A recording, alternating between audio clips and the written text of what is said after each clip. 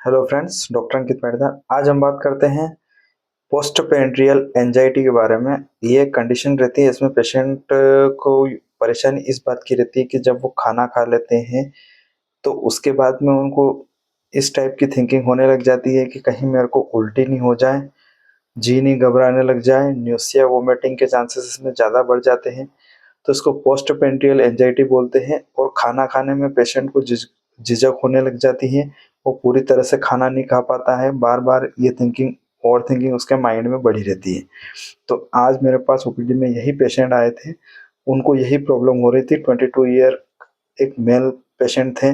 उनको ये प्रॉब्लम कब से 2 ईयर्स से उनको परेशान कर रही थी और वो पूरी तरह से खाना भी नहीं खा पाते थे। उस मॉर्निंग में ब्रेकफास्ट करके आ जाते थे या मिल्क लेके आ जाते थे, और दिन में कभी इच्छा होती थी तो कम से कम खाना खाने की कोशिश करते थे, क्योंकि बार बार ओवर थिंकिंग होती थी कि कहीं मेरे को उल्टी नहीं हो जाए। और कहीं कहीं गलती से अगर वो पूरी तरह से खाना खा लेते थे तो उनको ये परेशानी होती थी कि मेरे को उल्टी हो जाती थी। ओवर थिंकिंग के बाद में उल्टी हो जाती थी, तो उनके माइंड में ये टेंशन बैठ गई है, एक तरह से ओसीडी की तरह ये चीज़ें काम करने लग गई है। तो ये परेशानी बहुत ज़्यादा पेशेंट्स में देखी जाती है। और पोस्ट पेंड्रियल एंजाइटी रहती है, पोस्ट मील एंजाइटी, ये जो बुलिमिया की कंडीशन रहती है इसमें भी आती है। तो आइए जानते हैं इसके बारे में। इसमें 3 इश्यूज फेस होते हैं मेनली। एंजाइटी डिसऑर्डर की वजह से ये प्रॉब्लम होती है, ईटिंग डिसऑर्डर की वजह से भी ये प्रॉब्लम होती है, खाने पीने में समस्या होना, या फिर गैस्ट्रो इंटेस्टिनल डिसऑर्डर की वजह से भी समस्या होती है। बहुत सी बार क्या होता है कि जीआईटी में कुछ इश्यूज रहता है तो खाना खाने के बाद में उल्टी हो जाती है। तो बार बार ये चीज़ें होती है तो पेशेंट को इस बात की एंजाइटी होने लग जाती है, तो वो खाने से डरने लग जाता है और पूरी तरह से खाना नहीं कर पाता है। बहुत सारी बार खाने को भी स्किप करता है, उसकी वजह से वेट लॉस भी होता है उसका। और कहीं न कहीं उसके माइंडसेट ही ऐसा बन जाता है, उसकी वजह से क्या है कि ना तो वो वेट गेन कर पाता है, ना अपनी लाइफ़स्टाइल को अच्छी तरह से जी पाता है।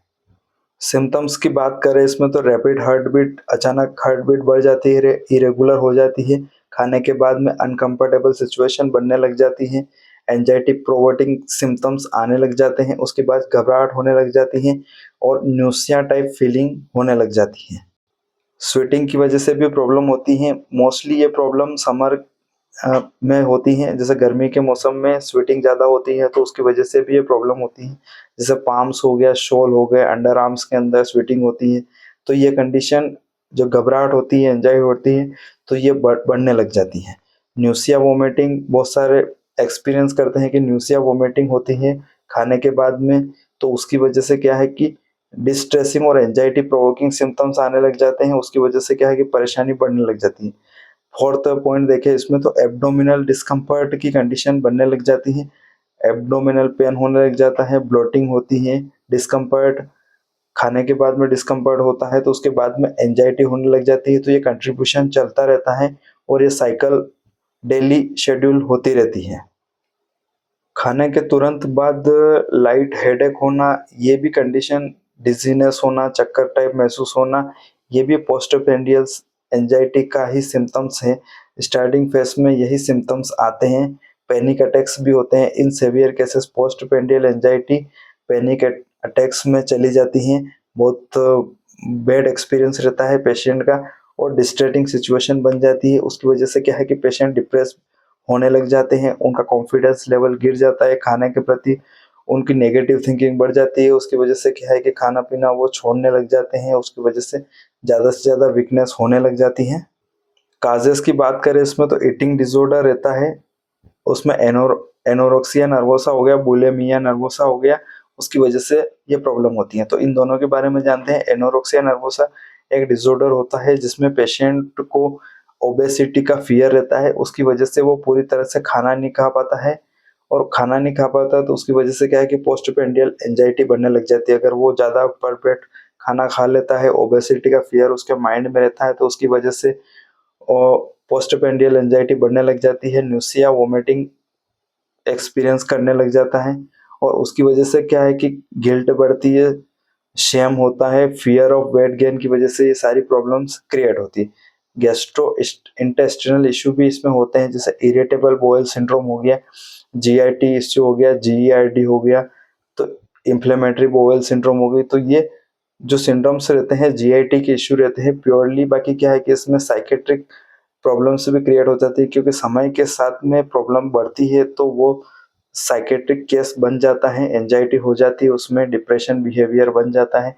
तो कोई भी प्रॉब्लम ज़्यादा टाइम तक होती है तो वो एंजाइटी बन जाती है। फूड इंटॉलरेंस की बात करें इसमें, तो लैक्टोज इंटॉलरेंस की वजह से प्रॉब्लम होती है, ग्लूटेन इंटॉलरेंस होता है, एक दूध की वजह से उल्टी होना, ग्लूटेन गेहूं खाने में दिक्कत होती है उसकी वजह से उल्टी होना, फूड इंटॉलरेंस की कंडीशंस भी रहती है, फिजिकली डिस्कम्फर्ट बनाती है, उसकी वजह से भी एंजाइटी होती है।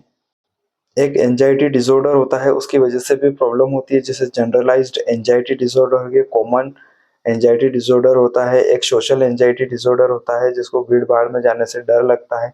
तो वो भी पोस्टप्रेंडियल एंजाइटी, जो खाने के बाद में एंजाइटी होती है, उल्टी होती है, उसका शिकार हो जाते हैं वो। और उसमें ऐसा होता है कि कहीं फंक्शन में जाते हैं तो फियर ऑफ सोशल सिचुएशन की वजह से वो पूरी तरह से खाना नहीं खा पाते हैं, गलती से खा भी लेते हैं तो उनको एंजाइटी होने लग जाती है और फियर होने लग जाता है। उसकी वजह से क्या है कि खुद पे कंट्रोल नहीं कर पाते हैं और निस्सिया वोमिटिंग हो जाती है। उसके बाद में क्या है कि उनके अंदर सोशल एंजाइटी जनरेट कर जाती है, जिसकी वजह से क्या है कि कहीं फंक्शन में वो खाना खाने नहीं जाते हैं, क्योंकि एंजाइटी की वजह से वो बहुत ज़्यादा डिप्रेस हो जाते हैं, कॉन्फिडेंस लेवल उनका बहुत कम हो जाता है। इसमें हार्मोनल चेंजेस की बात करें अपन, तो मेंस्ट्रुएशन, फीमेल्स में मेनोपॉज और प्रेगनेंसी कंट्रीब्यूट करती है पोस्टपेंडियल एंजाइटी, ये तीनों कंडीशंस बनती हैं। बाकी क्या है कि तीनों समय के साथ चली जाती है, ये परमानेंट नहीं रहती है। ट्रीटमेंट ऑप्शन की बात करें सर, इसमें तो कॉग्निटिव बिहेवियरल थेरेपी दी जाती है। इसमें क्या है कि अपने को प्रॉब्लम्स, नेगेटिव थॉट्स को आइडेंटिफाई करना है, उनको चैलेंज करना है, उनको रिप्लेस करना है पॉजिटिव थॉट्स में, एंजाइटी को मैनेज करना है, जो थॉट पैटर्न है उनको भी चेंज करने की कोशिश करना है, जिससे क्या है कि अपन कोपिंग स्ट्रेटजी डेवलप कर पाए एंजाइटी के खिलाफ। रिलैक्सेशन टेक्निक रहती है इसमें, डीप ब्रेथ करना है, प्रोग्रेसिव मसल रिलैक्सेशन की एक्सरसाइज करना है, विजुअलाइजेशन कर सकते हो आप एंजाइटी को कम करने के लिए, और रिलैक्सेशन को प्रमोट कर सकते हो। एक माइंडफुल ईटिंग रहती है इसमें, प्रैक्टिसिंग माइंडफुल ईटिंग डेवलप कर सकती है हेल्दियर रिलेशनशिप विद फूड और रेड्यूस एंजाइटी। बाकी क्या है, माइंडफुल ईटिंग अपने माइंड सेट बनाना पड़ता है, ये किसी साइकोलॉजिस्ट या साइकोथेरेपिस्ट की हेल्प से पॉसिबल होता है कि आपको कैसे ये माइंड सेट बनाना है। तो ये भी काफ़ी कारगर रहता है, आप बोर्ड सर्टिफाइड साइकोथेरेपिस्ट से मिलकर हेल्प ले सकते हो, काफ़ी इफेक्टिव स्ट्रेटजी है ये। मेडिकेशंस की बात करें तो उसमें सेलेक्टिव सेरोटोनिन रिuptake इनहिबिटर्स दी जाती है, एसएसआरआई, जैसे बेंजोटाइपिन्स भी लिख सकते हैं बहुत सारे डॉक्टर्स मैनेज करने के लिए एंजाइटी। लाइफस्टाइल चेंजेस बहुत ज़रूरी है, रेगुलर फिजिकल एक्सरसाइज करना पड़ेगी, healthy eating habits, stress management से एंजाइटी को रिड्यूस किया जा सकता है। तो ये केस पूरी तरह से प्योरली पोस्टपेंडियल एंजाइटी का था और वो बुलिमिया नर्वोसा की कंडीशन नहीं थी। ये कंडीशन ओनली जनरेट हुई थी एक बार, क्या है कि सोशल फंक्शन में वो खाना खाने गए थे तो उनको क्या है कि आ, खाना खाने के बाद एक बार उल्टी हो गई थी सोशली, मतलब लोगों के सामने।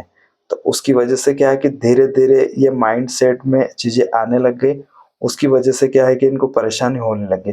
तो भरपेट खाना भी नहीं खा पाते थे, वीकनेस ज़्यादा फील होती थी इनको, और ये परेशानी समय के साथ बढ़ती जा रही है। तो ये समर सीजन जो गर्मी का मौसम रहता है, इसमें सबसे ज़्यादा प्रॉब्लम परेशान करती है। Thank you.